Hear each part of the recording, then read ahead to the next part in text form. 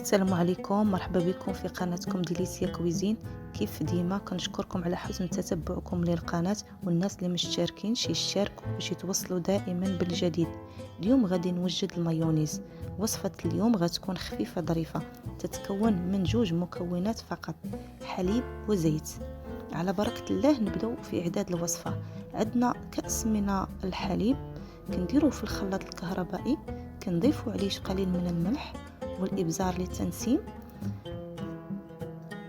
كنضيفوا عليه كأس زيت. غير بالنسبة للزيت غنضيفوه بالتدريج، غنديروا نصف الكمية وشيئا فشيئا نبقاو نزيدوا بشويه بشويه حتى كنديروا يعني نفس الكمية اللي خدينا ديال الحليب هي نفس الكمية اللي غنديروا ديال الزيت. الا درنا كاس الحليب يعني غنديروا كاس تاع الزيت. بغينا نزيدوا على حسب الحجم تاع الكريمه اللي تاع المايونيز اللي غتحتاجوا توجدوه. بالنسبه لهذا المايونيز الا كنتو بغيتوه يبقى عندكم واحد المده اطول، فداك الحليب كنفيضوه وكنخليوه حتى كيبرد وكنخدموا به. الا درنا هاد الطريقه هاد المايونيز غادي يقدر يبقى لينا حتى شي شهر تقريبا، كيبقى في الثلاجه ما كيجرى ليه حتى حاجه. الا خدمنا به خضر، الحليب خضر، راه تياخذ سيمانه اسبوع هكاك، كيبقى حتى اكثر من اسبوع. كنبقاو نضيفوا الزيت شيئا فشيئا حتى كتوجد الكريمه ديالنا.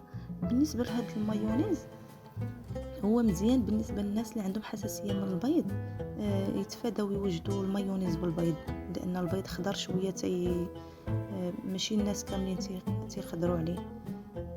كنعوضوا البيض بالحليب وكتجي نفس النتيجه وربما احسن.